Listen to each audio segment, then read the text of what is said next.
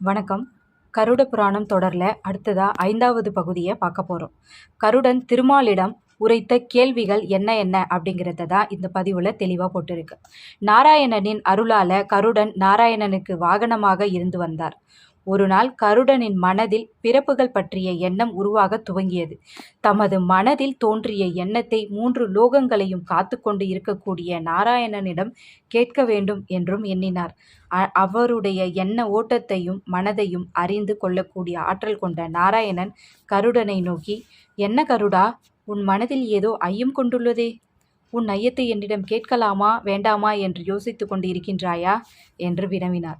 நாராயணன் கருடனிடம் கேட்டதும் கருடனுக்கு என்ன கேட்பது என்று புரியாமல் நின்று கொண்டிருந்தார். இருப்பினும் தனது மனதில் ஓடிய எண்ணத்தை எந்த விதத்திலாவது நாராயணனிடம் கேட்க வேண்டும் என்ற ஆவலும் அவரிடம் இருந்து வந்தது. அந்த ஆவலே அவருக்கு நாராயணனிடம் தனது ஐயத்தை கேட்கும் பொருட்டு தனது கேள்விகளையும் கேட்க வைத்தது. 3 உலகங்களையும் காத்து ரட்சித்து கொண்டிருக்கக்கூடிய பரம்பொருளான நாராயணனே, என் மனதில் சில ஐயங்கள் நீண்ட நாட்களாகவே இருந்து கொண்டு இருக்கிறது.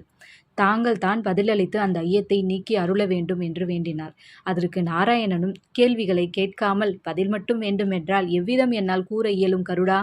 கேள்வியை கேட்பாயாக என்று கூறினார்.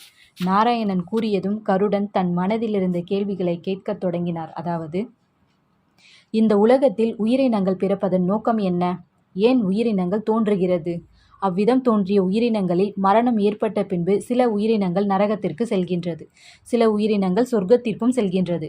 நரகத்திற்கும் சொர்க்கத்திற்கும் செல்வதற்கான காரணம் என்ன? சில உயிரினங்கள் மோட்சம் என்னும் பிறவா நிலையை அடைவதற்காக தாங்கள் உரைக்கும் பதில்கள் என்ன? ஒரு உயிரினம் இந்த உலகில் தோன்றியதும் அந்த உயிரினத்தால் செய்ய இருக்கக்கூடிய பாவங்கள் யாவும் நீக்கிக் கொள்ள எத்தகைய செயல்களை செய்ய வேண்டும்?